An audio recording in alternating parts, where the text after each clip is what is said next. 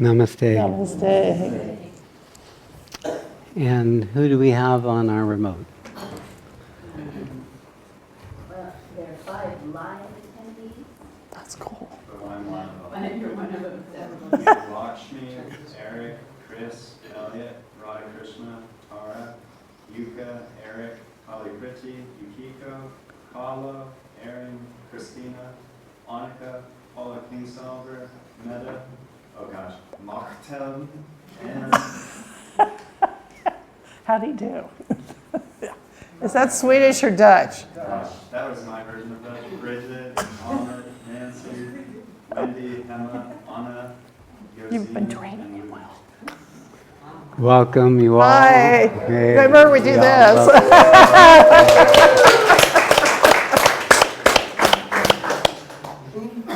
Boom, pow.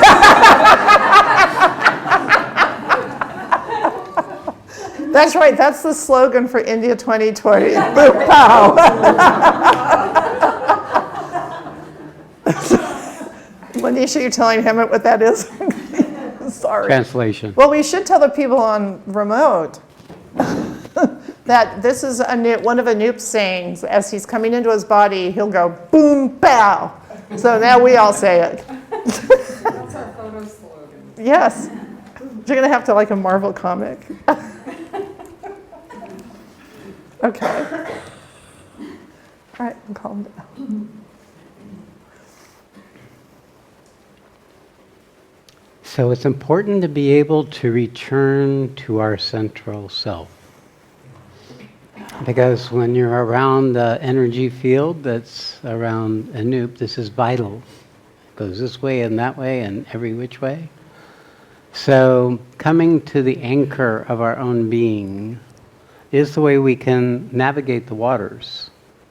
When we're in a field where there's a tremendous amount of upheaval going on. And as we know, this has gone through its negative processes and its positive processes, and we're now seeing the beginning of an integration, but he has not yet found his ballast. He has not yet found his grounding in his own unique individual relationship with the Supreme. It's where the Supreme and the person come together and integrate. So this is a transitional point. And it's at this transitional point that many souls who've come to God intoxication, to come to this extraordinary exposure to consciousness unbound, and the whole organizational principle of self is gone. Literally no subjective self-referencing. There's no way he can know what he is. He doesn't know what time he is in. He doesn't know where he is in the timeline of his life. He came back to me and he said, "What year is this?" And he said, "It's 2000." He said, "Is it 2024?" I said, No. You may have been in all kinds of time, but where your body is the time that matters. And you've only been gone 7 days." And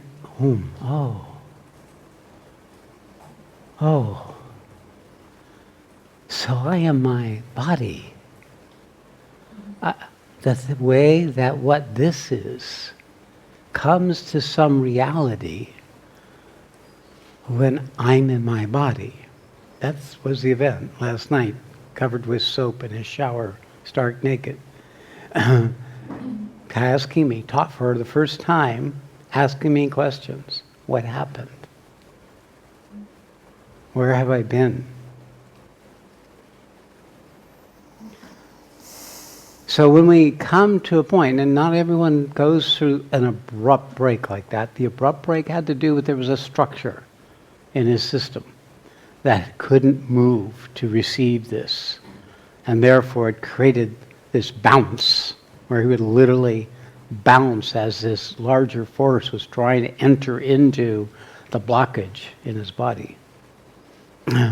And it was unique. I've seen my brother George go through this. I've seen other people go through this, where right there on the verge, they can't go any further because of an incomplete or unmet structure within their body. It'll be in one of the chakras, one of the main centers of consciousness that our body holds. And this is why we do this work. So you get to know yourself. I mean, that is part of the person of you, the the content of you, the who you are, but then also the being of you, which is in the body, which is the what you are in a body. And that will reveal to you these areas of yourself if you allow it. And if you get the collaboration of your intelligence, and you begin to learn the territory of these parts of yourself that perhaps you don't fully know, or you know partly, and then it shows that it's something more or different than what you thought it know. So this whole maneuvering into coming into relationship with yourself prepares you so that when this comes, comes in an incremental, integrating process. Yes, there will be a point. There will be a point where you drop away, and all there is that. But it won't be this. But it is so fascinating to be in the field of someone who's in this midst of this process, and how blessed you all are who are in this room to have witnessed that and to have seen this happening, because it gives reality to what we've been talking about. We've been saying this is headed somewhere. This is not just Satri saying it's purposeful. It is actually a place we're moving towards, and this is evidence of someone who's crossed the threshold. Now, Anoop has only been with me for, November of 2018, I think. Well, he's been with us since 2009 at first, but he's been here for Short 9 period. months. He came and go. He had relationships. He had a dog, which kept him stable for about 6 years. It was only when his dog passed that actually he became interested in going beyond what the dog, it was his anchor. And why would we do things? These are tokems. They're things or people or objects in our life that we hang on to so that we don't have to go where otherwise we would go. And that's why attachment is a problem on the spiritual path at some point. It becomes the thing we're replacing, we're holding ourselves to, that's outside of ourselves, that protects us from the unknown territory we're traveling into. So it's purposeful. That actually our lives are purposeful. And the fact that this happened when you're here is evidence of that purpose in your life. It is not only showing through the person and your senses and your information and your experience, it's in training your body with the very quality of consciousness that he's transitioning into at the beginning and what he's now seeking to come back into. So when I stood with him in the shower and he said, "So what's happening?" And I said that the Supreme Being has come forward and you went back, and now you are slowly coming forward to come and occupy, hold, and allow for the Supreme Being to come into existence as you, which is literally the only way the Supreme Being can come into existence. And what's bringing him into his body, as we're discovering, it's Ananda. Because not only is the body Ananda, this world is Ananda. Each other are Ananda. Everything is Ananda. All of it, life is the unfolding of consciousness and matter. It's truth manifesting. It always manifests as love. It always manifests as bliss. So actually learning to come out of the absolute where he was, with this huge power and knowingness and revelatory seeing and perceiving, is difficult. And for certain natures, awareness natures, is where they would rather live. And then, of course, we put them in mental institutions and they get fed and cared for in their bodies, but they hardly ever come into their bodies, and when they do, they're in rebellion. So what will allow them to come into his body, to any of us into our body, is when we're held. When we're in a field of intentional holding, like a mother or a father. And this is what's called them into existence. This is why Anoop is coming back. So I gave him a hug this morning, and he wanted 2 more hugs. And then he took apart my vest. The yellow one? No. He likes my yellow one. Bright yellow one. I like my yellow one. So what you're seeing in him is this immediacy.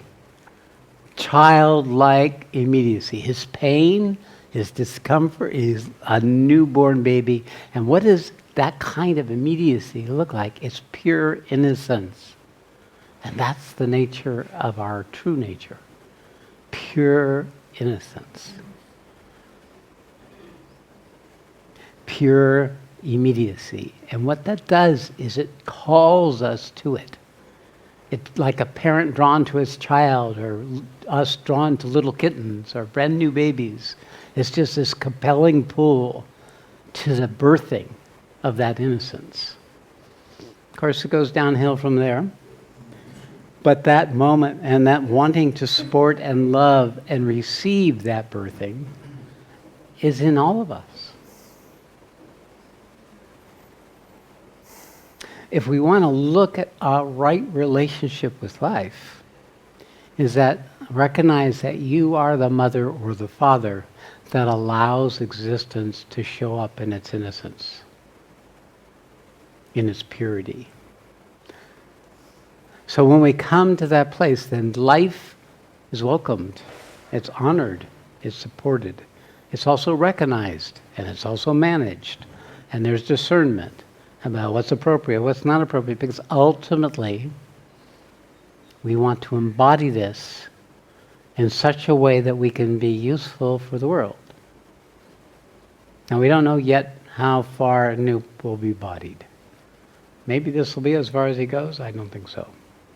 I know he'll go further because he's lived a life of 44 years or whatever it's been in the world. So that part of his nature, his samskara, will call to him to come back and get useful in, at least to some extent, of what that is, because this is what happened to me. So the nearest comparable for me were the 3.5 years of the samadhis that would come in, and I was no good for anything. I was nowhere. There was no self. And then after some hours or days, I'd come back, and I wouldn't know where I went. I wouldn't know anything, what time it was, what place it was, and I would then come out and look around. I'm not feeling like I went under. I'm feeling like I'm fully there, like I was before I went under. But hey, everything's different. Everything's different. For me, it was gradual because I didn't have major blocks. I didn't have unstable, unmet traumas that weren't able to receive the energy that comes in when we open up to these huge, big forces. Because the body effectively becomes a channel for the universe. And it comes in and dances with that central quality of ourself. We're the ones who enjoy it. We're the ones who go into our Purusha. We meet our individual little Purusha meets the Supreme, the greatest Purusha, the greatest being. Purusha means being. So we meet the being, the Supreme Being, and we're in this dance. Supreme Being wants to tell us everything it knows all at once. It wants to reveal everything about itself all at once because it finally has someone who will listen to it. And it doesn't do it like little pieces and bits. It's the whole chunks of the reality, whole chunks of existence, whole chunks of the purpose, whole chunks come in. It's wonderful if you can be there with it. It's absolutely, totally no other place you would ever want to be. It is perfection. It's fulfillment while it's going on. So it's not surprising that Anup is still figuring out, because the pull, the compulsion to be in relationship with the Supreme Purusha is so strong. So it keeps pulling him out. And then he comes back and there's people and there's love. Oh, people, love, yes, yes. And he wants to play with this. It's his little piece of the Purusha. See, this is pointing to that it's already built into the design of this reality for this to happen to each of you. It's already built in the fabric of existence, where in the seed of our body that came from our father was planted in the ovum of our mother. In that moment, carried within it the potentiality of what is now we see happening with Anup. That it's all an unfolding and a process that nature is in charge of, that natural principle of the Divine Mother, the Mahashakti, who manages and oversees the unfolding of this planet, of the opportunity of the species to come into the fullness of the reality of what each of us are individually and what we are universally.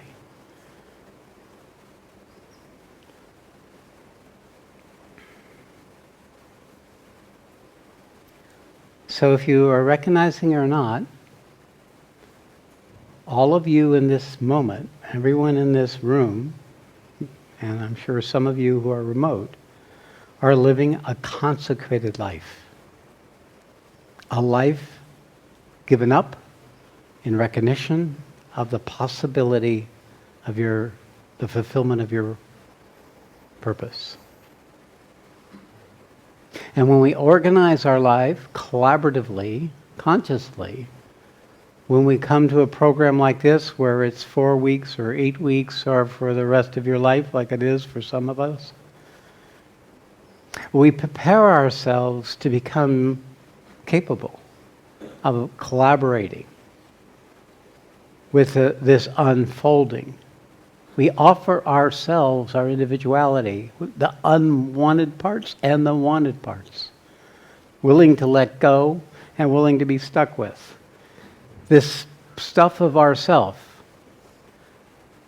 so that it can be burned in the fire of the unfolding as we live our life day to day.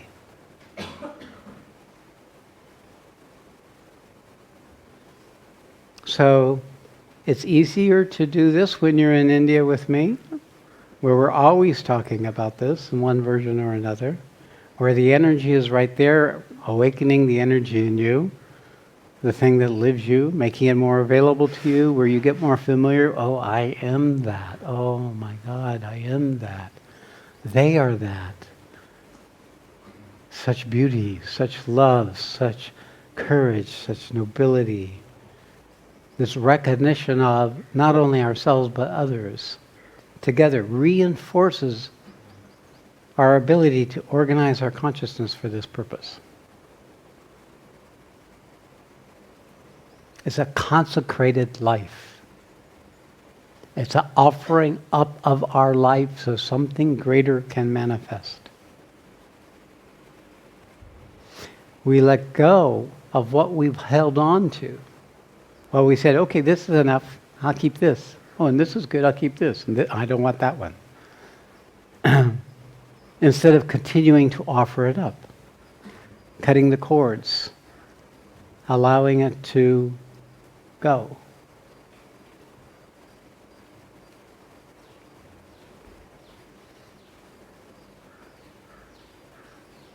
Knowing that it's the Supreme that's calling us.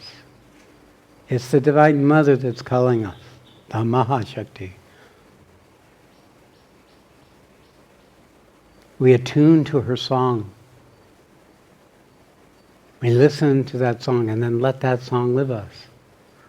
And then whatever is the problem, whatever shows up, whatever is the challenge, we keep taking the actions to meet life as required. Not to get something as much, but to continue to expand our capacity to come into life. To expand beyond ourselves. To show up for things we wouldn't otherwise show up. See, many people on the spiritual path, they come to a certain point and then they get lazy. They say, it's already here, so I don't need to go anywhere else.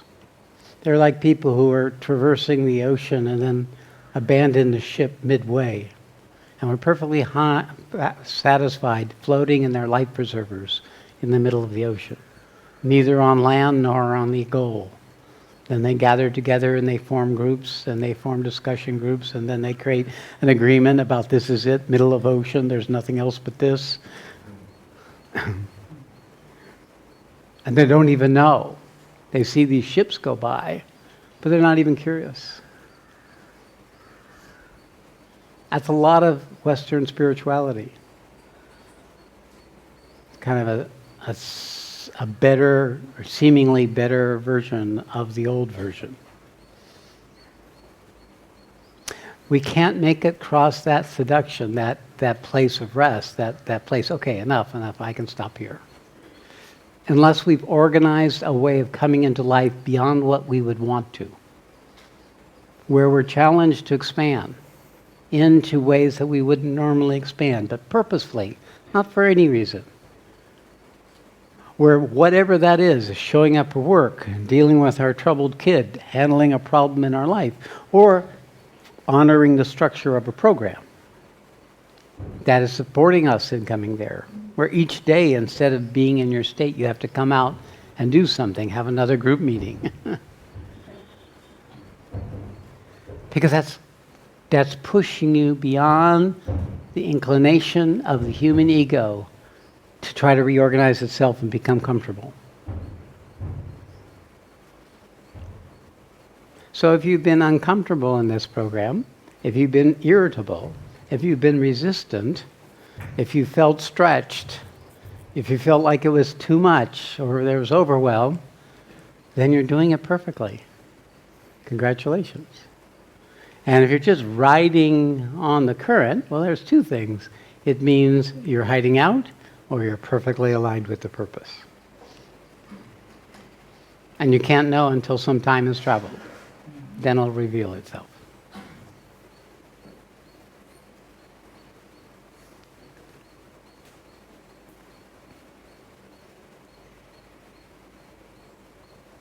So the guidance that I give to all of you, to everyone who comes to me, is to establish yourself in the silent, still simplicity that's there in your body. Because then when you find that place of true rest, of true poise, it's not rest, it's poise, ready to respond to the movement of life like a keel in a boat. It's just there. So when the wind blows, it's put to work to prevent the boat from tipping over. And when it blows the other way, it's there to prevent the boat from tipping this way. It keeps the boat steerable. Those are two things. There's the keel, and then there's the rudder. And the rudder is our consecration. The rudder is our purpose. Because the keel, the silence and stillness, will hold us on our course. But we're the one who sets the rudder. We determine, oh, let's go look at that. Oh, let's go look at that. Or let's go look at that. Or let's go back. So unless you have got clarity about the nature of your destination, then there would be no reason to keep your rudder steady on the direction that's going to take you to the goal. This is essentially my work. Teaching you how to find your keel, your ballast, the anchor. And then empower you to take control of your rudder and direct it, not as you're habitually inclined, but aligned with the purpose you've consecrated your life to.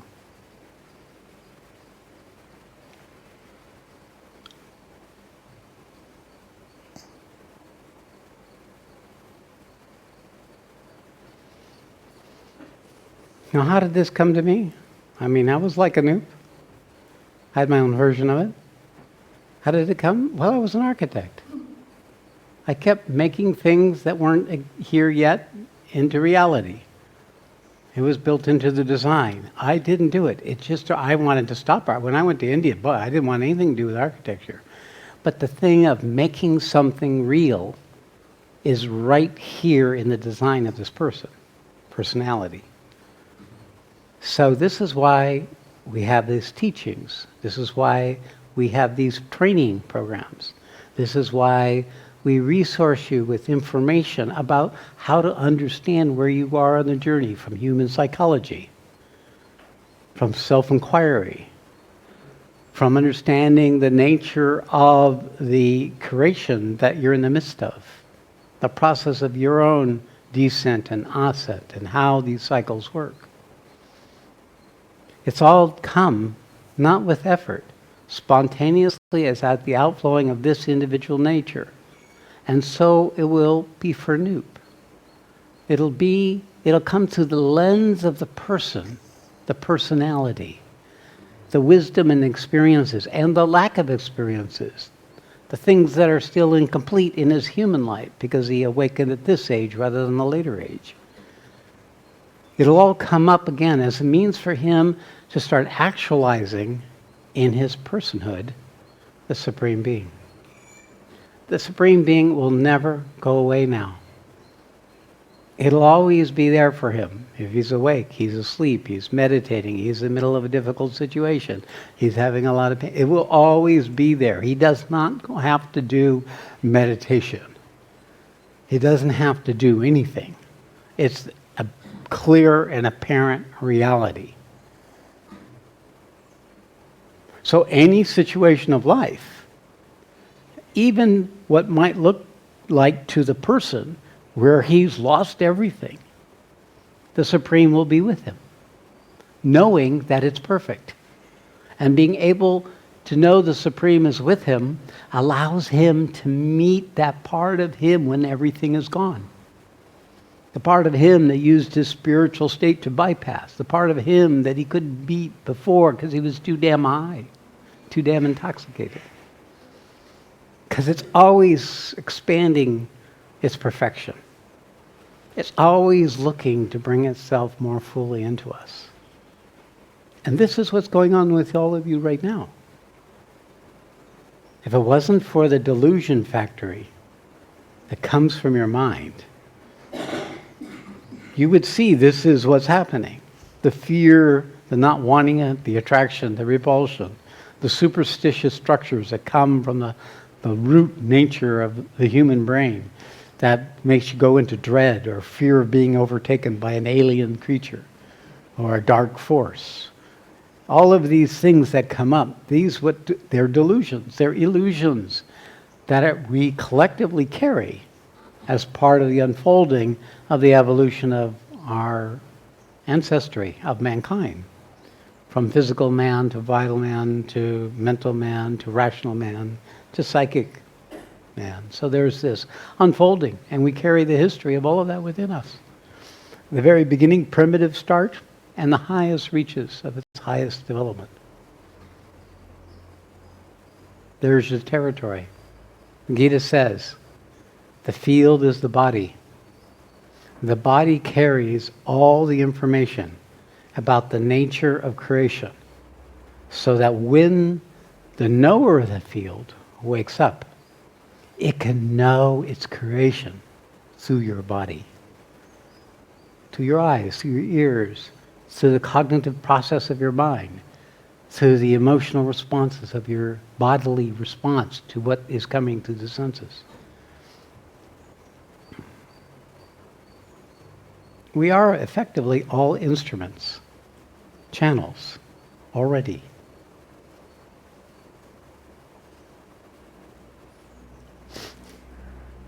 I'm evoking it into the room, so nobody is really following this. So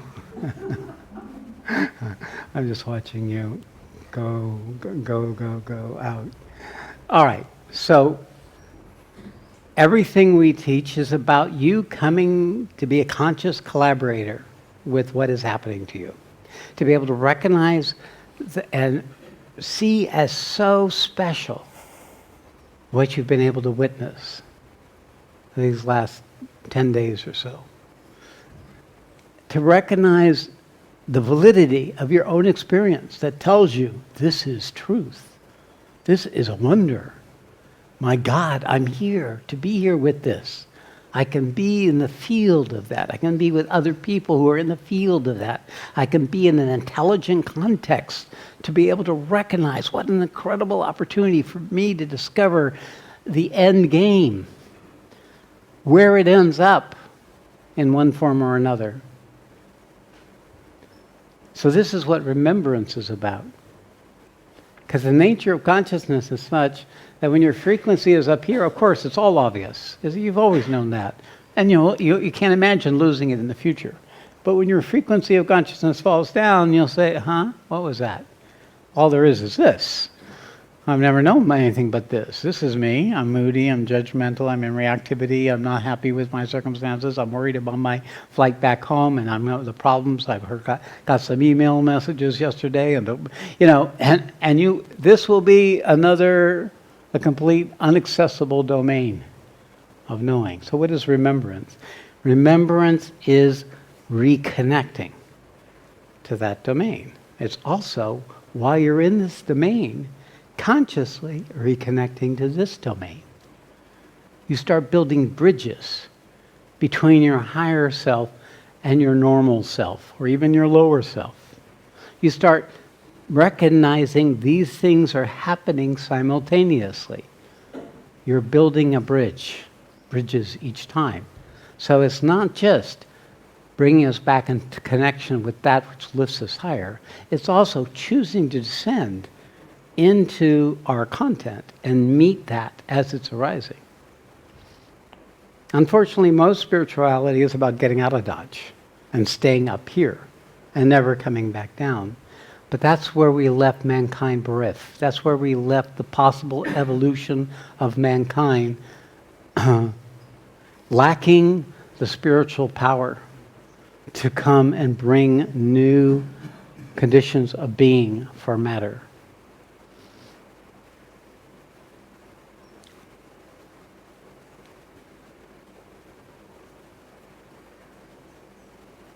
So when we did the intervention last night, I don't know how many of you followed along. Satsang couldn't even follow the instructions. She was so gone. But it was clearly using your body as a channel for the Supreme Force to go into the earth and connect to all of humanity. And that act of bringing in the Om Tat Sat Shri force through your body opened a channel in your system. It also opened a channel for Anup to come back. It grounded him. If we did the intervention and the whole world got lifted this much, at least we know that that person found his way back. Because that's the ultimate purpose. So when we align ourselves energetically, especially when we do it together in this way, we begin to open the capacity already in the inherent design of our bodies to be a channel for this higher force to come down in us, in our body, sitting in our chair, in the room, purposely doing exercise, to bring it into the world, into the fundamental substratum of matter, and towards the asat, where it emerges out of its absolute inconscience and starts becoming more and more aware. And we all carry that same lineage in our root, and it's shared with all humanity. So when we reached into the roots of ourself, this truth force was able to spread into the fabric, the one interconnected collective consciousness that resides in matter, that we are all expressions of. I saw it. It was like the whole earth was a being, and we injected this radiant light into it, and I watched it go through the whole world, as if it was healing and opening channels, clearing and coming alive in ways that it had never done before.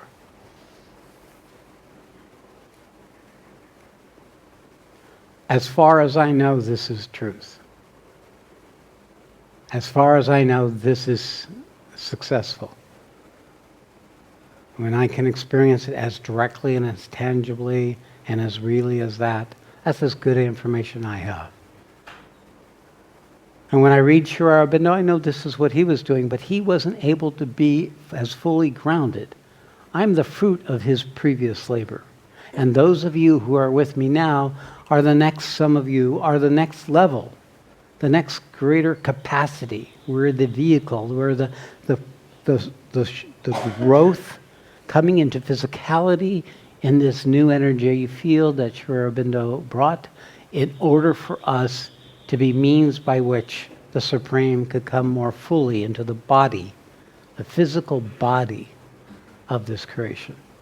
And I saw, by doing so, I saw that new molecules, new compounds, new atomic structures were coming into existence. That there was this new energy that could allow for combinations of things that hadn't been able to be combined together. Organizations of the electromagnetic field that hadn't been possible together.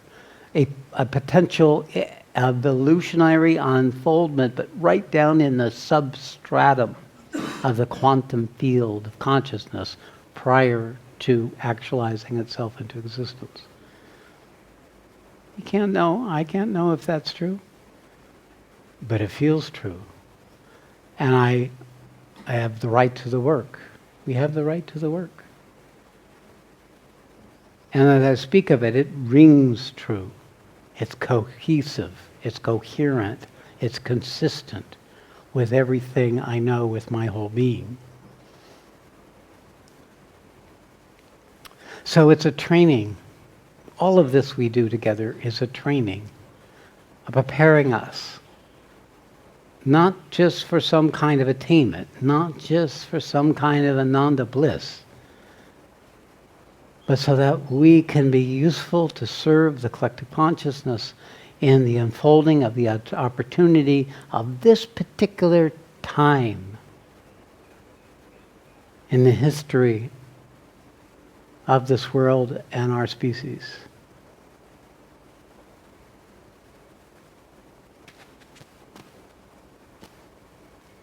Okay, so as we bring this program to its completion, as we move towards wrapping this up and most of you going home, perhaps later joining us in Washoe or participating in the programs, remote or otherwise, the idea is how to keep in touch with what's come, how to keep it alive with you each day. How do you have those sacred moments where you evoke the quality of being that you are now, where you bring it back to yourself, where you move into remembrance of that quality of consciousness that we're all now in. Maybe you do this by meeting regularly in groups, in the different types of groups that we have. Maybe you do this by participating in the programs. Maybe you do this by having a meditation schedule each day. Maybe you participate in the World Peace Meditation. Whatever brings you into this will allow for the continuity. Because what's going to happen is it's going to ebb. But in order for it to come back, there has to be a trajectory. So all ebbings will go with the ebb. And will be seduced to the habit of the past. Will be seduced into the patterns of comfortableness and adaptions or reactivities that we're used to. Not recognizing it. And unwittingly, we've lost control of the rudder. We're letting the conditioning run us. So this keeping alive your trajectory is done by taking actions every day aligned with that trajectory. Just as when you re-immerse yourself in life, you take actions every day aligned with your life, with your relationship, with your money, with your getting from one place to another, with the problems, with whatever's arising for you physically at any one point, with your story, with your patterns. They keep pulling us through our actions. As we take those actions, we keep feeding them, and we tend to bring us back into that equilibrium, that previous equilibrium. But in order for this to make the equilibrium, we also have to take actions. We don't have to take as many actions. In a 16-hour day, all you really need, minimum, is an hour and a half to keep your consciousness not descending, on track. You'll descend, but you'll be able to come back onto trajectory. Just like when you sail across the ocean, you have to tack this way and that way, depending on the weather, depending on the winds, to keep yourself on track. So true, these times of ebbings and flowings simply become like riding the waves and continuing to re-steer yourself, correct the direction as needed each day. It is each day. Now, for some of you, there's no problem. For some of you, it's simply the intensity of the remembrance, the aligning the more and more hours of your life, the actions, the more and more actions you take with your purpose. Some of you have given up your life to do this. You're literally here just for this. And that's one of the advantages of this structure, is it is a way that you can be engaged enough that every day there's some opportunities for action that will keep you in remembrance, keep you on course.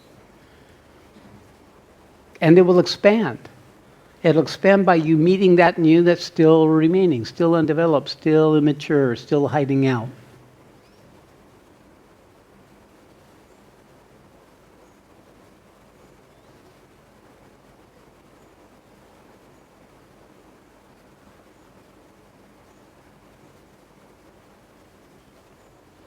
So 10 years ago, I met Anu. He was a friend of my brother. I liked the guy. He was a nice guy, but, he was going this way or that way. There's a first stage of the spiritual path. It's like the bottom of a pyramid. Every teacher's interesting. You go everywhere. So he was that stage. He was trying a little of that and a little of that. He had his work. He had to figure things out. He had his dog. And then he would come back periodically. He'd come with Tom, with my brother Tom. He knew George. He knew my crazy, woolly brother George. He was fascinated with George, like I was. There's something about George. Crazy, undifficult, impossible, intrusive, abrupt, uncomfortable to be with for most people, but with a compelling pull, even though he was unstable. So he knew George. I was drawn to George. And then this coming back, 14 months ago or so, the dog was gone. The job was simple. He walked in and he said, "I'm to be with you. There's no other place for me to be. This is it." He knew already. And so what we did is first I tested it to make sure that was true, and then I put him to work. And like Satas, I've been dragging him everywhere. He's gone everywhere with us on this trip. Where I've gone, he's gone. And this has eventually brought him here to India. And this was the second time with me, and he's been there. But this time, all the cogs lined up. All the factors. His readiness, the environment, the planetary positions, all lined up and went tick, tick, tick, boom. Pop, boom.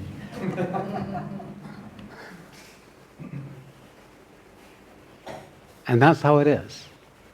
We prepare ourselves. We become accident prone. We organize everything, and inevitably the time will come. Because the universe wants this too. But it has to work through the matrix of the collective conditioning for the right circumstances. It will work. Mother Prakriti will work to have you show up in this piece of the program. That we did a Sat weekend when we did it. That it was a big full moon just before that. And then there was just the combinations of forces. And then pop, boom. That's how it is. That's how it works. The Gita says, think of me always. If I am with you, not just think, but with you, then when the time comes, I manifest as you. That's the secret of the Gita. As you read the Gita, it's more and more about remember me, think of me. What is the me? It's the Supreme in you. To be able to recognize what that is in your felt experience, to be able to discern what that is a great gift. That fire of aspiration, that little cry of the soul, the longing, that gives you, that's your compass. That lets you know where to steer the rudder. Because it'll tell you when you're off course, because it'll quiet. And when you're on course, it'll increase. It'll say yes, and then it'll say no.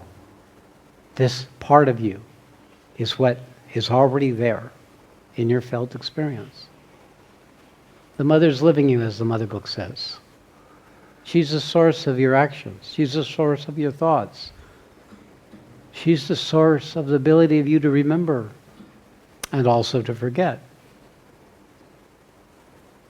So that's what's living you. And when you can feel that, when you, the person, can consciously become aware of that current of the divine Shakti, of the Supreme Being through its Shakti in ourselves, then we are on track. That's evidence.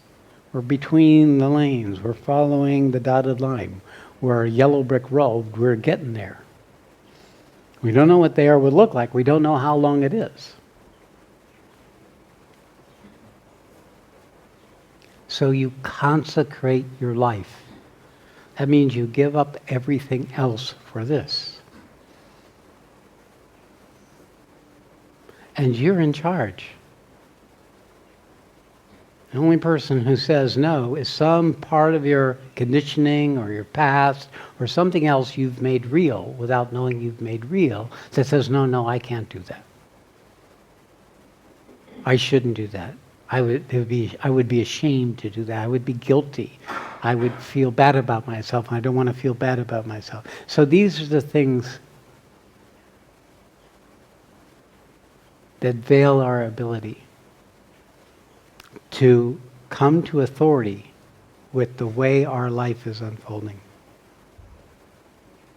Now really we can't begin to cut this imperishable tree until we're infused with enough of that divine Shakti to have the clarity and the recognition to know this is the time.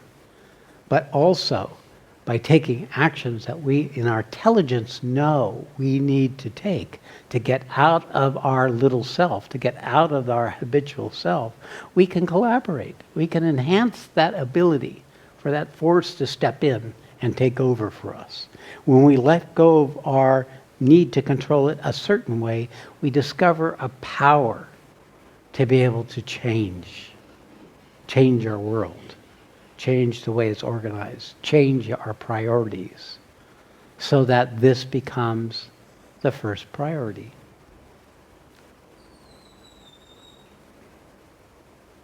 So you look at yourself, and you'll see if I speak of this, where you are. Yes, I'm ready. No, I'm not. I want to be ready, but maybe I'm not.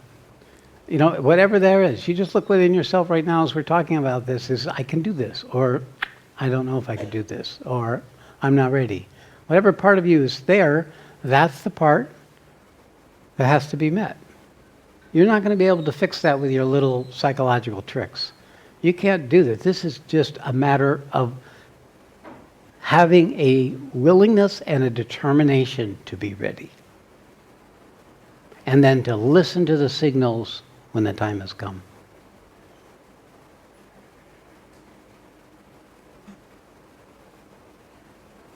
And as I tell everyone, there has never been a better time than now.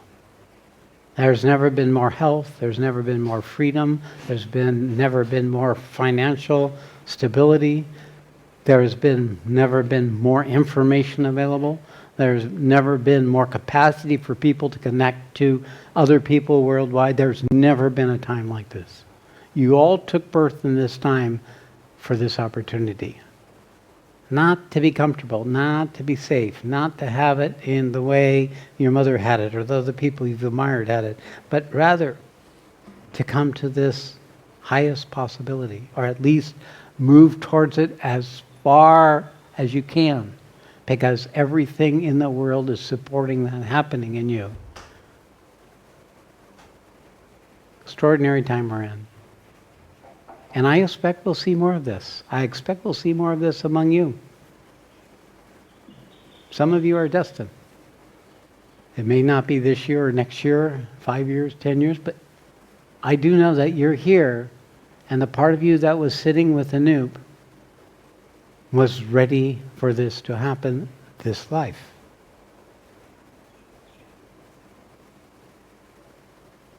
That's why it showed up. And then what we're learning is how to support that process, how to hold it, how to nurture the birth of these, the rebirthing, these birth of these new beings, so that they can come more fully back into who they are, who they were.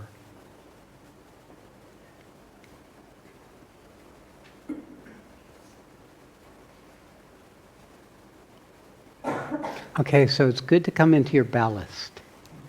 Come into the silence and stillness. Come into the, because that's your anchor. You'll always have that. So let's just take a few minutes and just breathe. So be aware of yourself sitting in the chair. Be aware of that presence that you are within your body.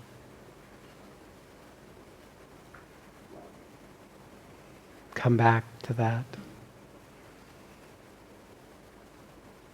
You might send down a grounding cord, make sure your body is here.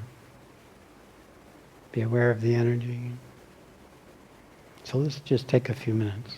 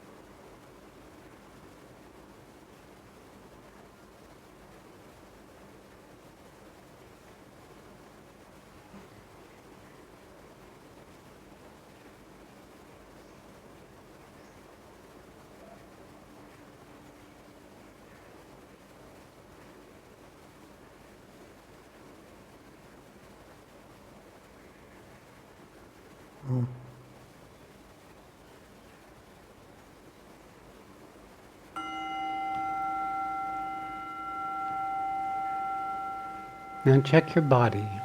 Be aware of your body. Open your eyes and just be aware of where, if there's pressure or energy, a current.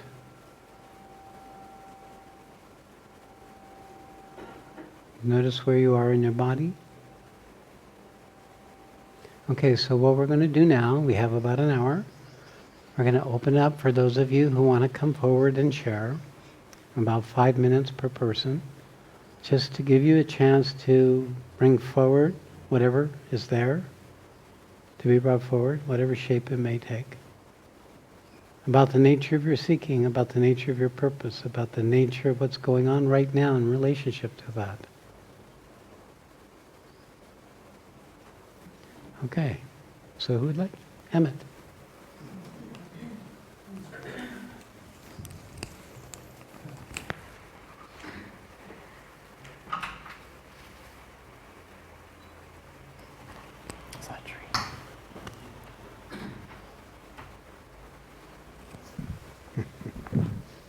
Welcome. Well, you stepped in the middle of something, Emmett. So, first of all, I'm very grateful to be here. Yeah. And it's just been a few hours, but I just feel it. Yeah, that's good. Yeah. There's some smart, intuitive part of you that knew to take what advantage you could. I guess. Emmett, do you remember what you said to me? You said, I feel the force. I said the force is strong. It's so strong. So you mentioned right now that there is no turbulence, then not trying hard enough or it's perfect. Yes. What is it for me? So I will let you dwell on that question. That's the most useful. So the way you can do is just look at it. What you've been able to do is take these few hours out of your life. How many other hours are you spending in your life on other pursuits? Is that ratio true? Or should there be more of these kinds of hours and less of those kinds of hours? So no matter what, it is about putting in and directing the arc of your boat of where you're headed. You have the keel, it's the rudder. And part of the reason why it's not is because of your sense of duty, your sense of obligation, your sense of guilt, and your attachment. And this ambition in you that wants to make something happen in the world, which itself is positive, but it's directed to the world.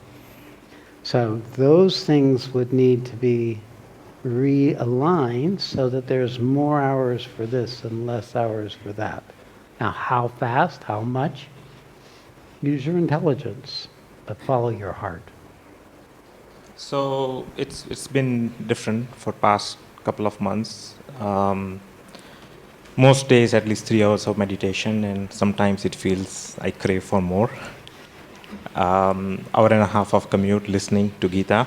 Okay. And then I consider now work as my battlefield and to meet unmet parts of me, and I see those. All right. And sometimes it's hard, but it says, okay, I'm still going to do it. Okay. Yeah, they're ambitious goals, but now there is no attachment to the doership. All right. All right, so those are all wonderful signs. They're all signs that you're using life as the opportunity and that you keep applying effort in those areas that are weak to support you in clarity and the correct relationship with the opportunity of your life. So I would say it's just a matter of time. Because what happens if you just keep on that modality, then in its own course, the samskaras, the karmas will fall away naturally. What to pay attention to is where the opportunity will come, because it'll come two ways. One, something will fall away, but then your inclination, something new will come forward. The idea is not go to the new. I'm tempting that.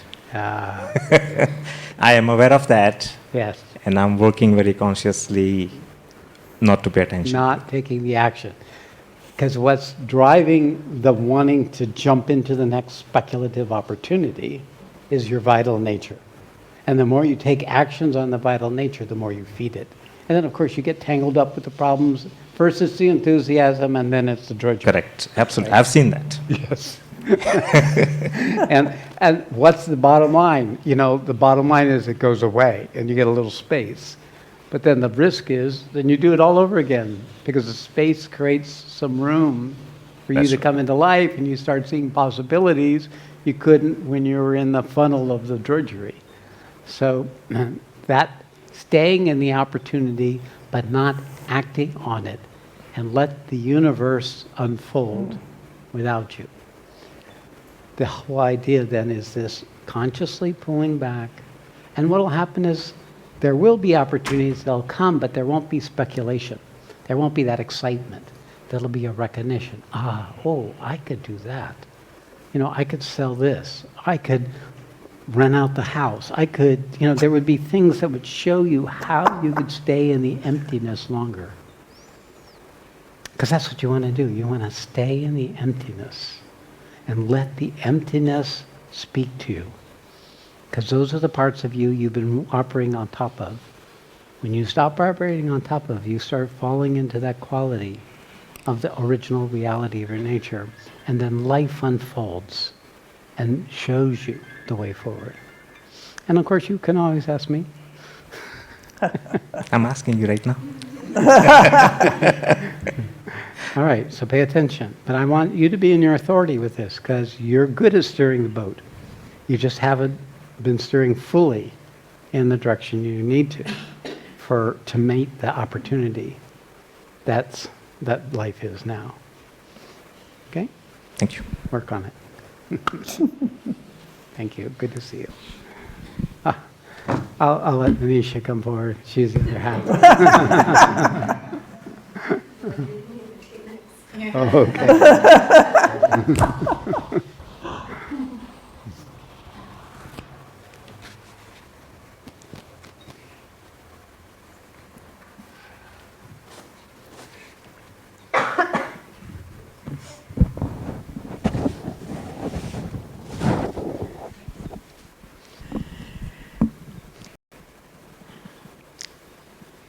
So I just feel that I learned a lot in this retreat. And a lot of things make sense, even though every time I came on the hot seat and I was really mad at you after that, or upset. I'm good. I'm happy. I'm happy. I kicked a little butt. It is usually the evidence how we get insulted or angry at the intrusion. But all right, good. So, and thanks to talking to Marika, I understood a lot of things. So I'm very grateful for this. And All right. I got it. What's been your experience being with Anu? so I was there yesterday morning, 5 to 7, and once I dropped into my heart, I was able to help him, rub his tummy and stuff like that, and it was just... The mother in you Yeah. could come forward. And it was wonderful, and I've signed up for more. But I do want to tell you about an interaction that I had with him before, and it's... So I don't know Anup that well. I've met him, and it's been a hi, hello, and then I've never really chatted with him or all that before for long. It's just been... So we were sitting on the swing. I was waiting for my rickshaw and going to go to lunch, and then I said, do you want to come for lunch? I'm going to Sparsha. So he said, yeah. And then we both went for lunch, and we were talking, and... This was before.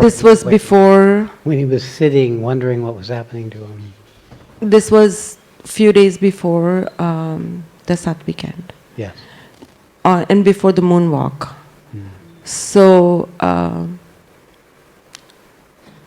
then we were having lunch, and then he told me a lot about his life. He showed me a picture of his dog and stuff like that. And then when it was time to pay the bill, he wanted to pay for both of us. And I said, no, I'll pay mine. And I insisted.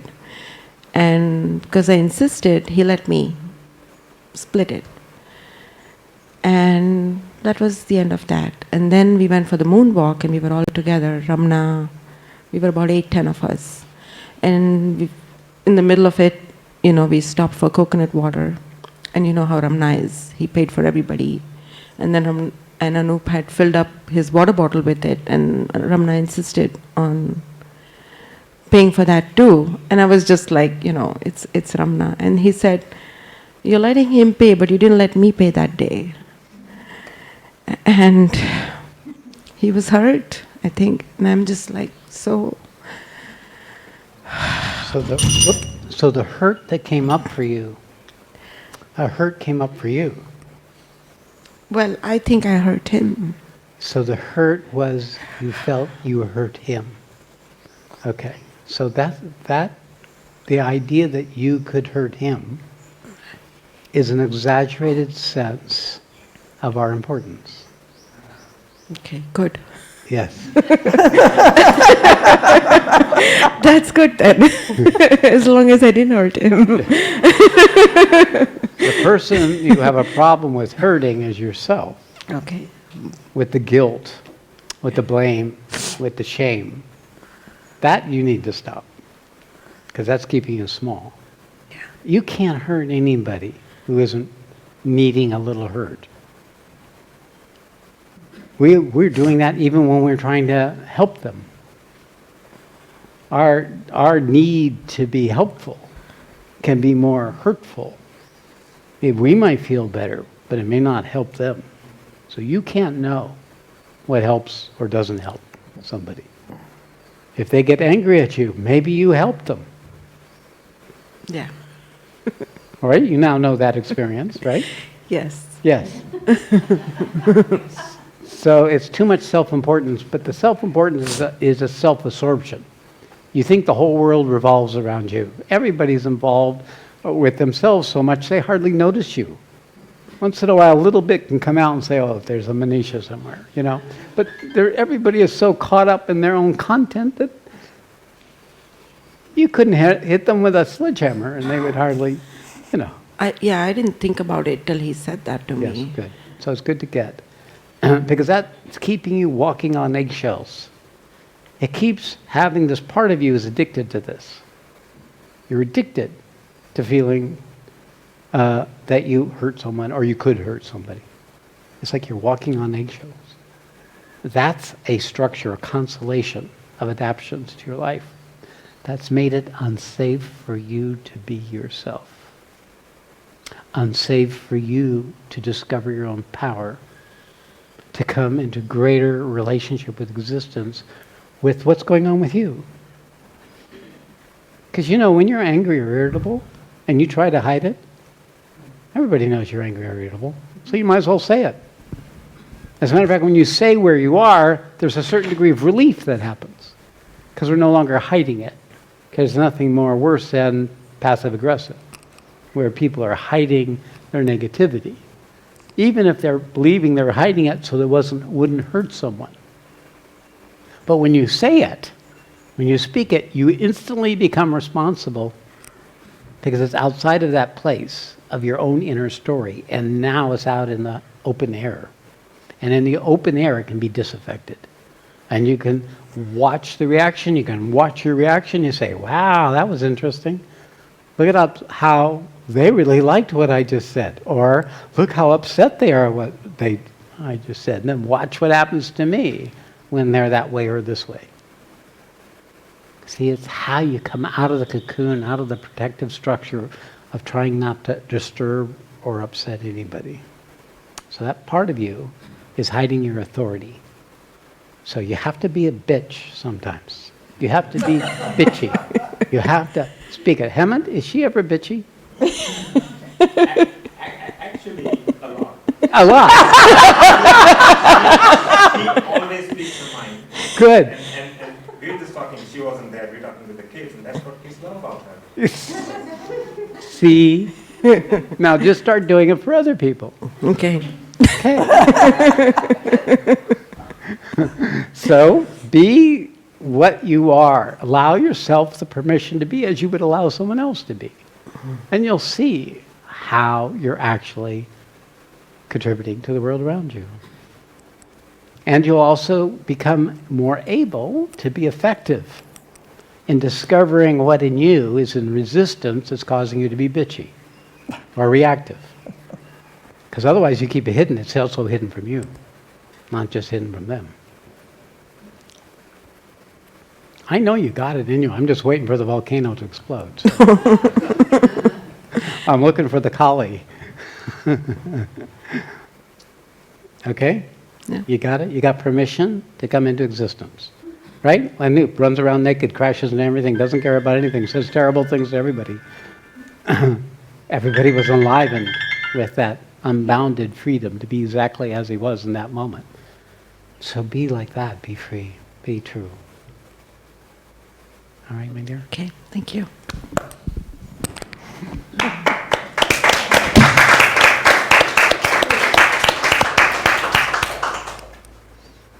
Yes, Julia.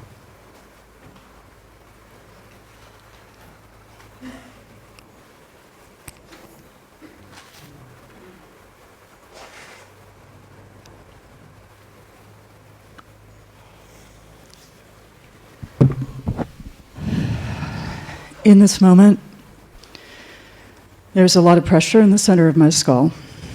My whole body is vibrating and aching. And it's my understanding from your teachings that my teacher, when I leave this retreat, is my embodiment in relationship to manifestation. Perfect. And the question that's been gestating for me over the course of weeks, and I've been trying to find the right time and the right words to voice it, is in driving this vehicle, the throttle or the brake? Am I diving more deeply into the somatic discomfort of my immediate experience in order to know it, possibly pierce the energy? Or am I withdrawing consent from the pattern of my separative ego so as not to feed it, and seeking a more stable place to stand in myself, in my centering? Okay. So that's what I'm here to ask. Yeah, very good. 2 questions. Do I turn inward to seek to know it and resolve it, or do I go outward? The only thing about going outward is purposeful action. The only useful way of going outward is where you can begin to feel you're useful and serving. I more meant to avoid bypass in the process of withdrawing consent. Don't worry, you are so hyper alert to what's going on in your system. You don't need to worry about that part. You need to become less hyper alert and just let the baggage follow you rather than lead you or stop you. So the idea here, Julia, it's really clear to me. You just have to show us who you are. You just have to come into alignment with the opportunity to take action aligned with your purpose outwardly. Then let all this just fall away. Yeah, just like that. This again is the habit of too much psychology and too much self-inquiry and too much trauma work. It just keeps your attention stuck or habituated to that strategy, but it's always only meant so that you can come into life more fully, so you can live it more dynamically. And in this case, dynamic with your purpose, which isn't just to get better, just not to feel so much pain or despair or be so reactive, but to be useful in the world. And I know you can be. You're intelligent and capable, and you have a genius that you can bring forward.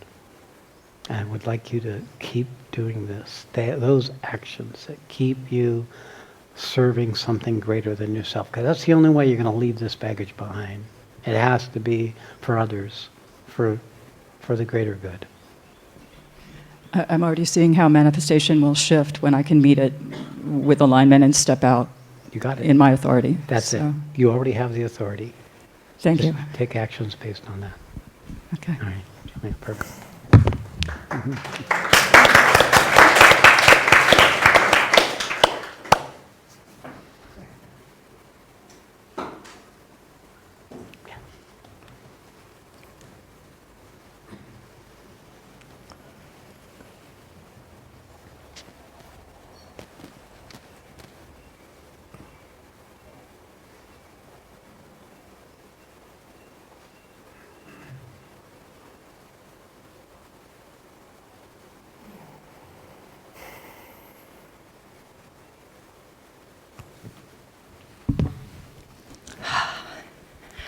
Oh, that was good. Hi.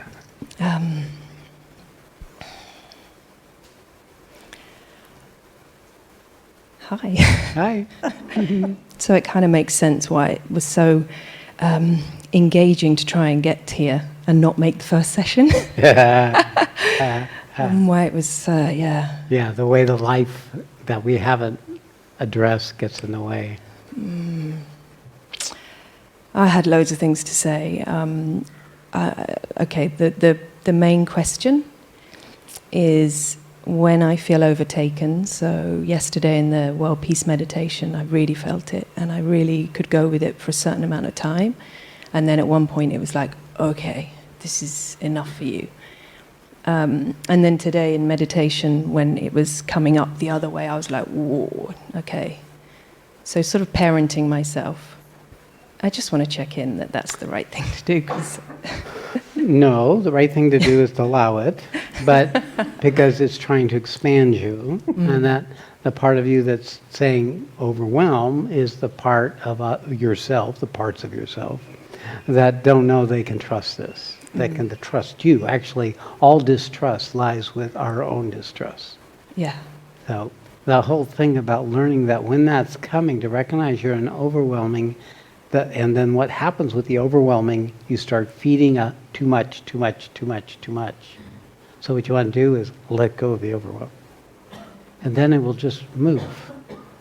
The learning how to train yourself in those moments when they arise, to choose to allow for the overwhelm to be met and released. And this takes time, but if it's coming, it's coming as far as it can go. It's you who's saying no far. And the parts of saying no far are located in your body.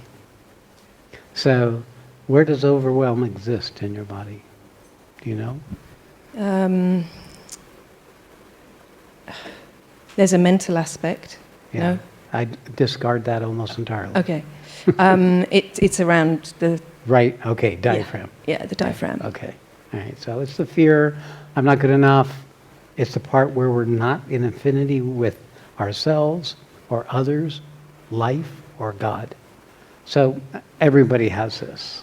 Everybody has a weakness in our ability to come into existence that acts as a stop in the willingness that's in our heart. So when we can meet that in your body, so rather than overwhelm as a mental construct that feeds this, but meet that piece of you when it's arising, then the energy that's coming will start working on that area of your body. Okay? And then you allow that to happen. Now, it's going to take you away from the fullness of the expression, but then that's what's supposed to happen. It needs to work on the things that are still in the way of its full manifestation. And then just to share a little follow-up from when I sat in the hot seat just before the Sat weekend. During the Sat weekend, having said on the Friday, I'm like numb, down, felt all this cold water through my system, and all my back was just like pounding, and I just felt like it was cold activated. Water? Cold at the front, really hot at the back. Yeah, that's your second chakra opening up. Yeah, so I just wanted to acknowledge that. So very good. So then are you noticing activity above that, like in your belly or a fire? Yeah, and I can feel like almost indigestion and stuff going on at the back. All right. So yeah. All good. Oh yeah. Okay. Okay. Thank you. Yes, Usha.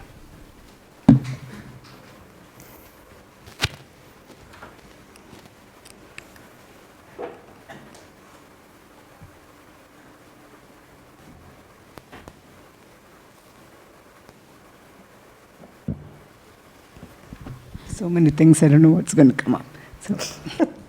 So the first thing I wanted to ask you was, when I was working with Anup's parents and in the room with Anup, I could feel the mother's despair initially, and then it kind of settled down. And when I was with Anup, what I was trying to keep myself out of the way, so I would ground myself.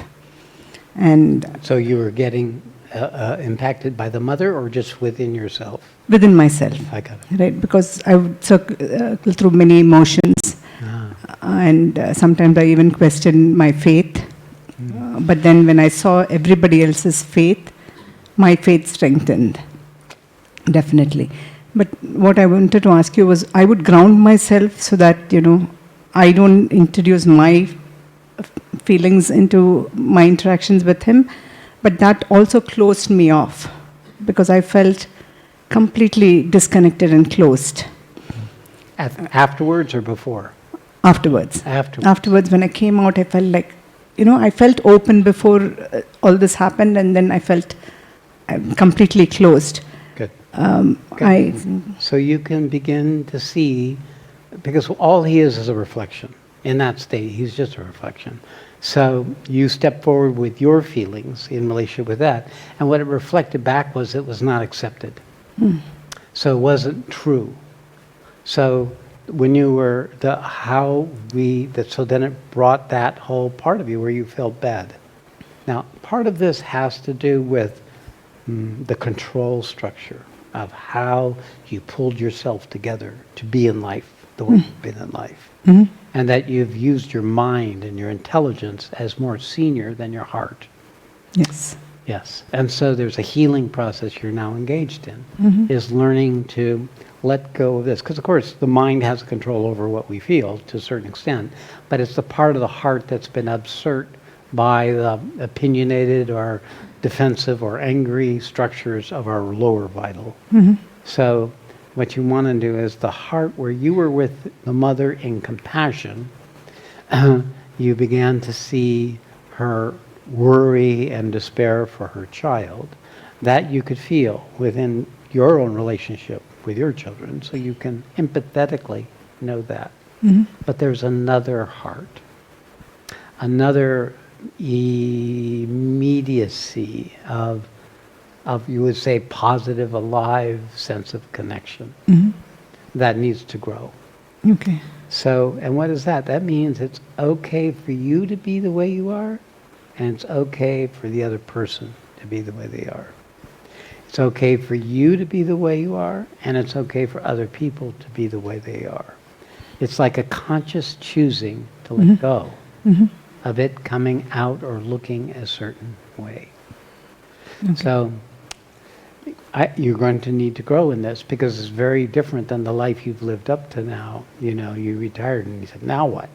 I've organized my whole life for this. Now all that has to fall away.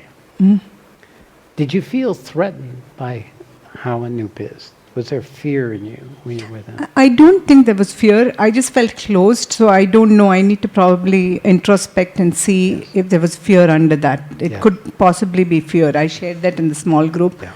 I don't know if there's an element of... I didn't feel fearful.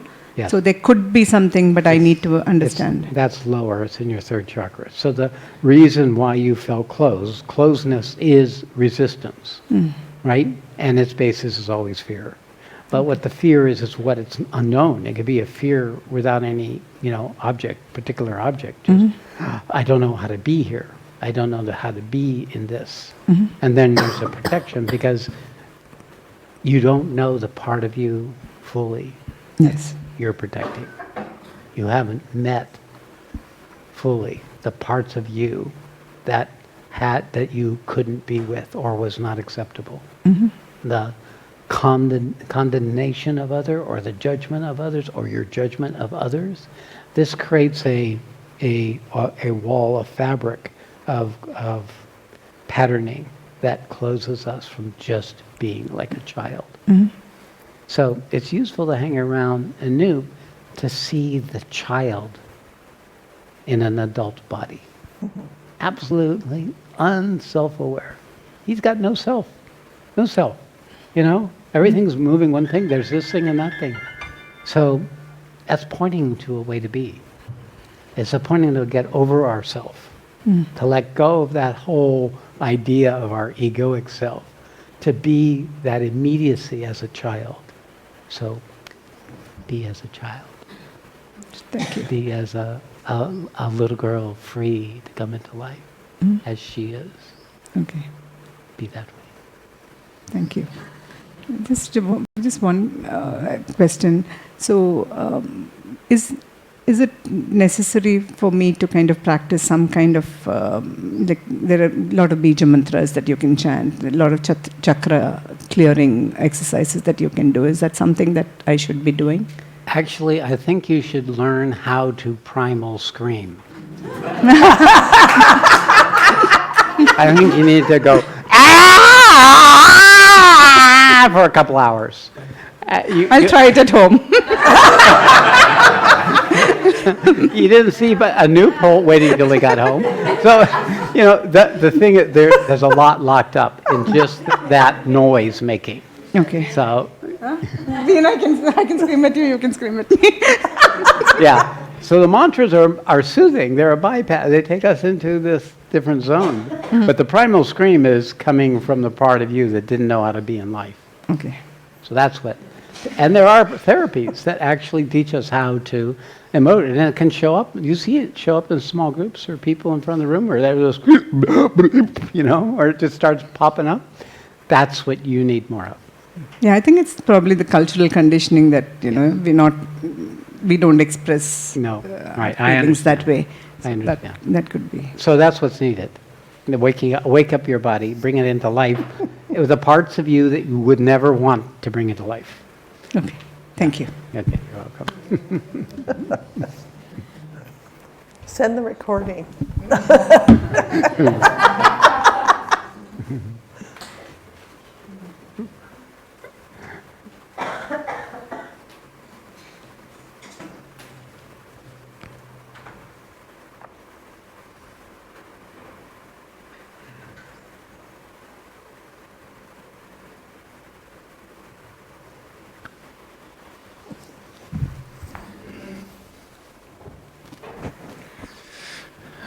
So my question is very much like Julia's. I wrote you in November about, I felt there was a significant shift for me in not focusing as much on negativity or my issues and the part of me which wants to solve or get over with. Fix yourself, right? But we never talked about it. Yeah, although I saw it in you. I saw the no outward orientation of your consciousness. I saw you stepped out of yourself and you went out, and you are out. You are out of that inner containment much more than before. And right now as well? Yeah, right now. I've seen it. I mean, it's definitely a shift. So when I saw you for the first time since that happened, I recognized it. And part of it is your tendency is to lose yourself in that, in your own version of what Anoop does, is that he lost a sense of self-referencing and he didn't know any way to be but the way he was. And there was immediacy, but for him it's not stable, and you it's still stable, of coming into existence without a position or a point of view as you've had it before. You're not fully out of it, because this is quite strong, inherited pattern. So, but I see it. Anything you would like to say to me about that? Anything more? I'm not really getting how it relates to, I mean, it's like you interpreted Julia's question as outward, inward, but I understood it as, you know, should I work more with should I focus on my issues, or should I just hold more with the feeling of truth or stillness or love and let whatever comes fall off? Or so I okay. tend to kind of want to, over kind of do things. Yes, you know? yes, right. I mean, the self-absorption is what you want to come back from, but rather, and be in touch with the silence and stillness as like periodically, just in the course of your day. But the idea of being, allowing yourself to be more in the immediacy of yourself in life, in relationship with life, is going to allow the things in you that have not been that have been hiding out in your self-inquiry, things in you that you've not been able to access because you haven't been in more immediacy in life, It's like you have a regulator on you, and I think it's because there wasn't enough structure when you were young, so you don't know how to be, you haven't know how to set your own structure and going outward, you just tend to go. So this thing is not different from a noob, except he had a structure before, then he lost it, but you didn't really have a structure. So, I can totally play with a noob. I feel like, I can just go there and, Be a child. be a noob. yeah, be in it. I could like play a noob for hours. And it's lovely, right? You know. And you're alive. And so that is the truth in you. And that drives us from the childlike quality of our immediacy without any self-referencing. So you're not thinking about yourself with a noob's on. The guy barely keeps his clothes on. It's just like, is this total freedom without a self? But for you, outside of the support of a noob or certain safe situations, you pull back. And part of this is, I see, and the way I've tried to work with it with you, is for you to create enough structure in your life that you could strengthen your own capacity to set limits of what's appropriate and what's not, what serves and what's not, by giving you work, supporting in the work you're doing and supporting other people, and in the teaching functions that you've played. So that is providing you a purposeful frame by which you can come out where it's not about you, it's about them. Then that's giving you a structure. So this GTP and the trainer position is you growing into, it's different than a normal human structure because the only way it's in place is when you're acting on your purpose.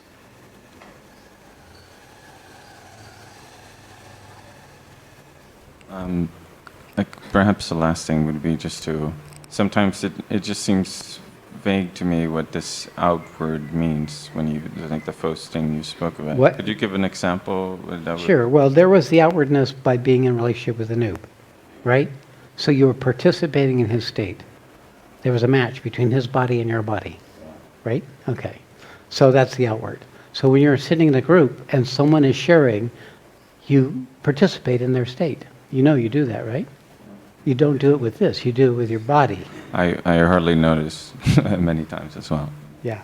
So as long as you don't lose yourself in that merger with them, and that you can use that information to inform them about something maybe they've not seen in themselves, then you're outward purposefully supporting them in seeing something or helping them be in relationship with something they haven't yet learned to be in relationship with.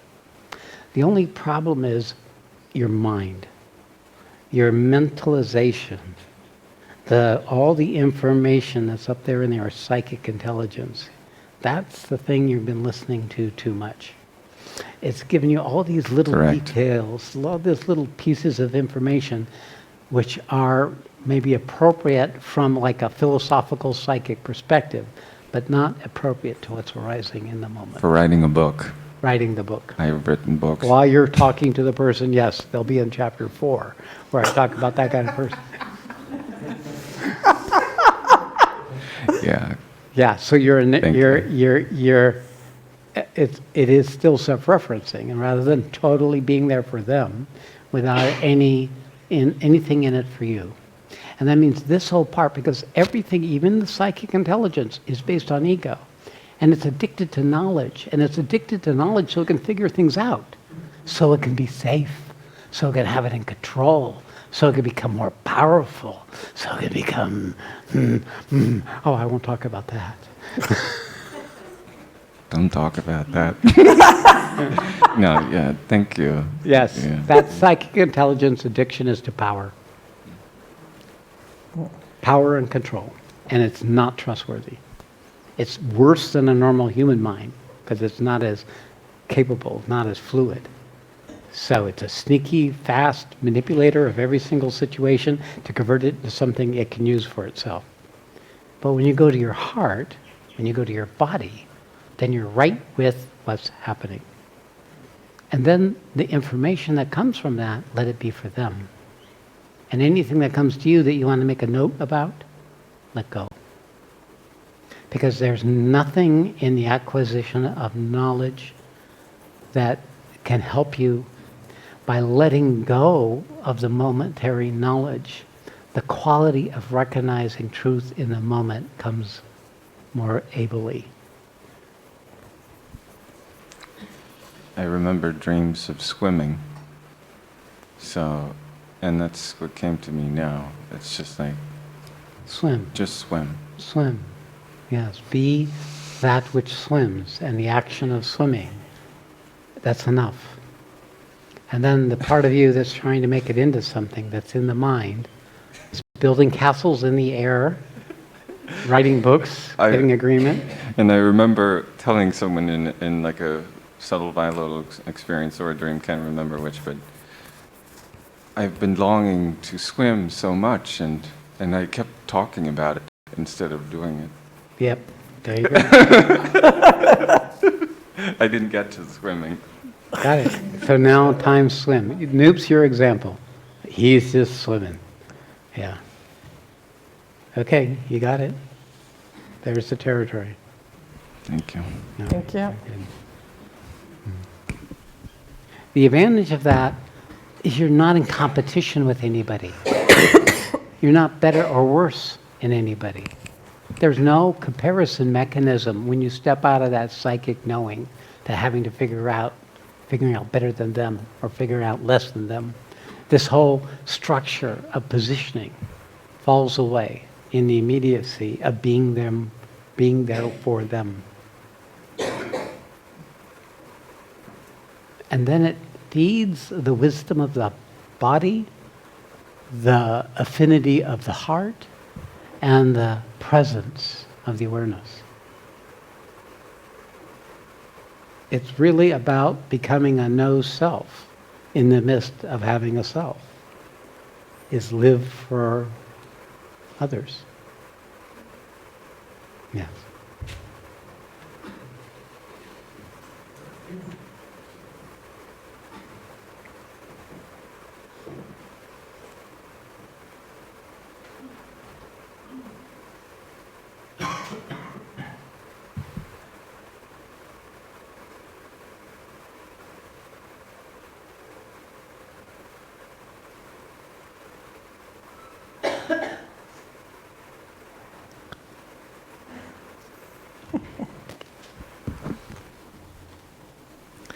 Would you please repeat the last thing you said Don't listen to your 10 head. times? Don't listen to your understanding. Yes.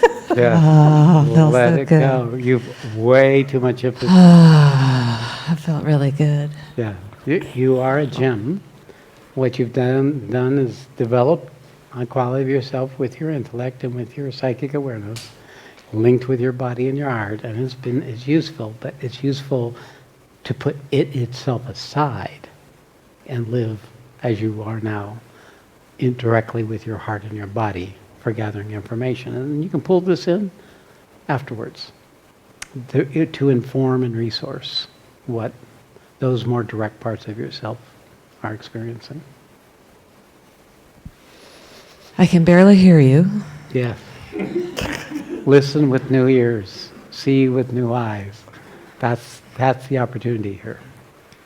You will develop it. And if you just follow what I'm saying, the heart and the body, it's already ready. It's already a useful tool.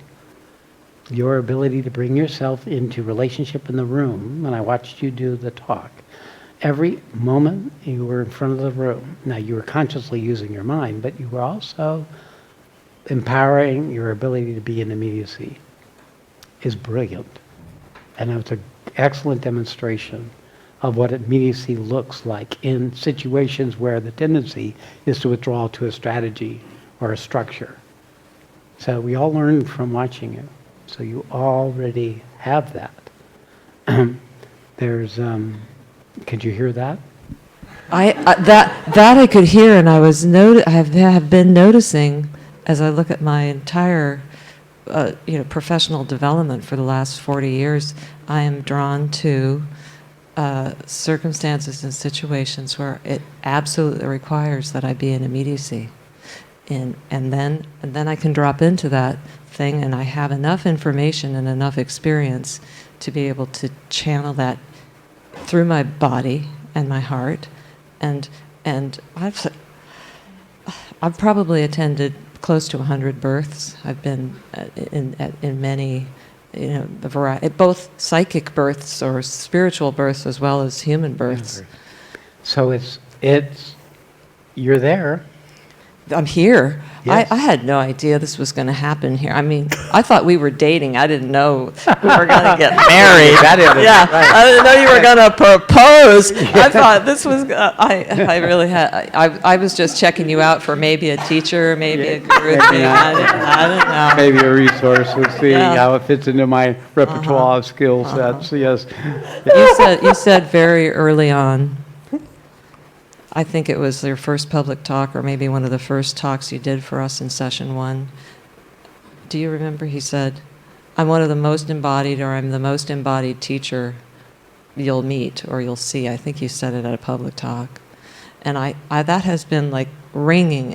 And then since you said that, I've been witnessing you share about your relationship with Satyamai and talk about your humanity and your human experience, and be a Satguru at the same time. Right. And that demonstration of integration, and then Anup doing a whole integration.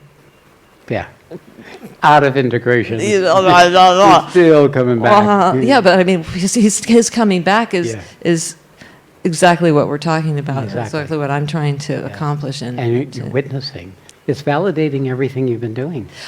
That's the other thing I really wanted to acknowledge that really excites me, is how, well, for that talk I gave, you saw the paper I wrote, it's like, that was a very hasty thing that we put together. Then we did our small groups Friday, and we read the summary and the guidelines. And I realized, oh shit, I didn't need to put that paper together. All we need are the guidelines. It's all there. The map's already there. It's all there. The projection, what are all the things? What are all the principles? Come on, people, what are they? What are all the transference, yes. Yeah, everything, shame, surrender, the whole thing. Let's like go through. And when this whole thing with Anup started, I was like, wait, stop. I'm not, the program's not done. He just did surrender. I need at least 2 days on that. I was like, I can't. Yeah, this is, in this way, it is the immediacy that is allowing the reality to become available to you. We are all demonstrations. Anup is a demonstration of what's happening. I'm a demonstration of what's happened. You're a demonstration of you. Each of you are already demonstrations of the wisdoms and the truth and what's remaining in their system as you're struggling to come more fully in existence. When you can see each other in that light, when you can see yourself and each other in the context, and in your case, a very purposeful context. You were looking probably first to deal with your trauma, but secondly to deal with this aspect of coming into existence and leaving existence. This whole transitions is the most powerful aspect of what you shared, was your wisdom. Julia introduced me to you, and she said, he's a finisher. And that's why I came. Got it. Well, I'm honored. Me too. Yes, and you're a gem and a beautiful contribution, and you have it. So now it's just a matter of allowing what's coming to you to continue to come, and have greater confidence in what it is you've become already, in order to continue to serve in the way you serve. Will you help me? Absolutely.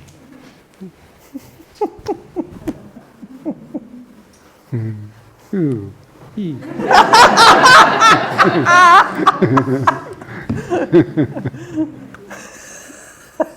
Thank you.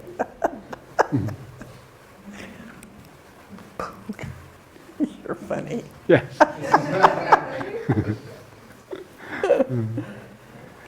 Yeah, I got a little Anup in me, I hold it secret, so The normal humans can't normally deal with it. So I've been very happy to have Noop take all the hits. So you have to decide what to do. It's about 9 minutes to. Okay, so one more? Yeah. Okay, one more? Yes. Come. Our other Irish representative.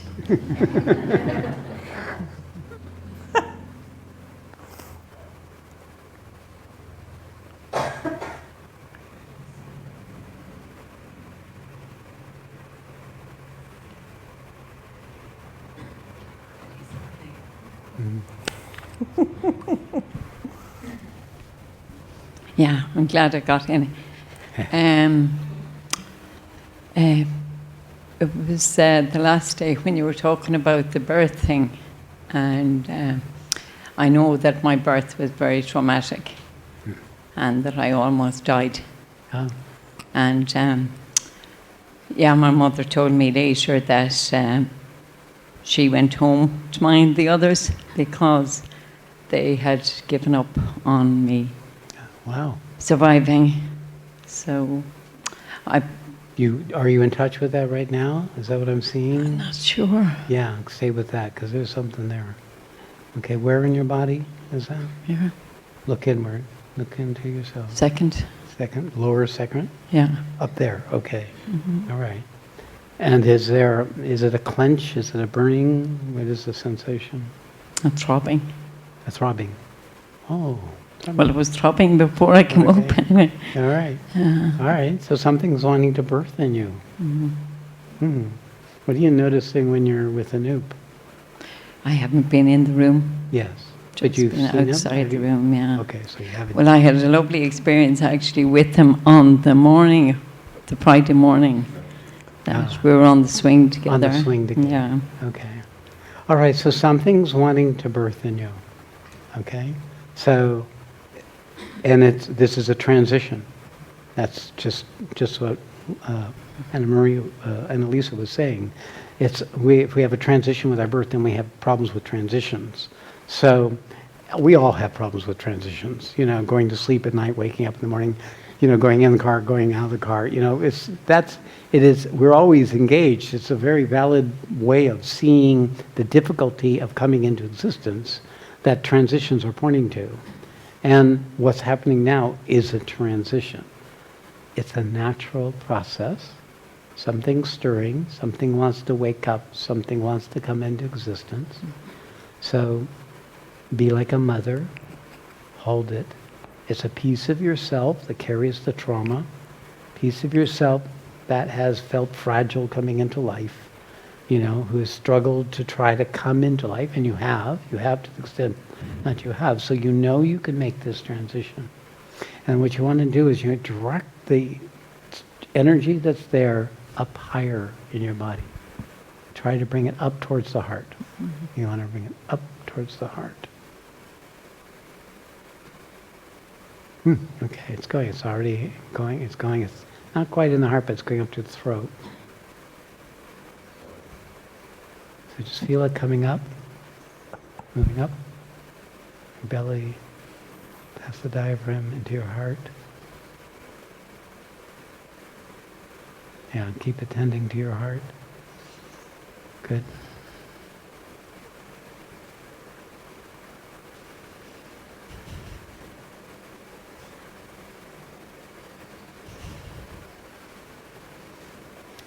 Now breathe, let yourself breathe. Yes, breathe. Yes, let the energy start showing, yes, it's starting to demonstrate itself, so you want to let the energy start move in your body. Yeah, the shaking. Let it exaggerate the shaking. Yes, let it move. Yeah, that's a girl. Yeah, let it come in. And keep directing it up, up, up, up, up, up, up, up, up, up. Yes, yes. Now go ahead, let it go. What's happening? Yes, yes. Keep going. Up. Give it a voice, make the noise. Not sure. Just say whatever that noise, just a noise, not a word. Grace. Grace. Yeah, right, good. good. Yes, yes, yes. It's all good. You're good. Yes, it's all good. Yes, yes, yes. Yes, Yes, yes, yes, yes. There's your mantra. Yes, yes. yes,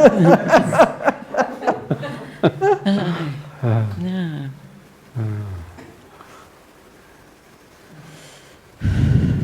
Okay, so that's a transition. So when this comes, you let it up, because that's where it's trying to come. It's come all the way up. It wants to come all the way up through the top of your head ultimately, but bring it up, release up to the throat, because that's where it hasn't learned how to speak, how to speak itself into existence. Okay? So there you go. Thank you very much. You're welcome, Nora.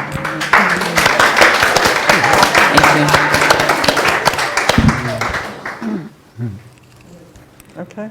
It's an adventure. You're right, because it's real time.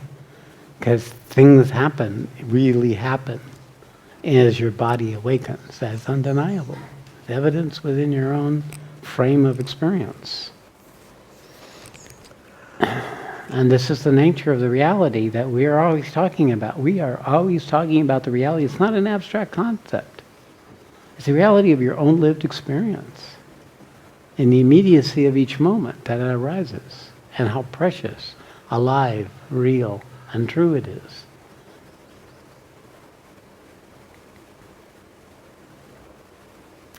All right, well, that's all we can do. That's enough. It'll always be enough, whatever that is. And there will be some more opportunities as you go forward, either on your own or with others, with the trainers, as you kind of get yourself ready for the next transition, right? It's another kind of transition. All right, so it's been very, very, very, very special. It's very, very, very deeply satisfying, fulfilling to be here with you in this way. It's so deep, so intimate, so real, so right here, right now, so transformative in terms of bringing us into life, finding our way into the fullness of what it means to be us in existence. I mean, is this not cool? I mean, is there anything else you could be doing that would be more useful? Jesus. It is the miracle. We're in the miracle. Mm-hmm. Mm-hmm. All right, so let's just take a few minutes. Bring us back inward, back into ourself, into that still, silent, eternal quality, along with our heart and our immediacy. Bring them together in your body.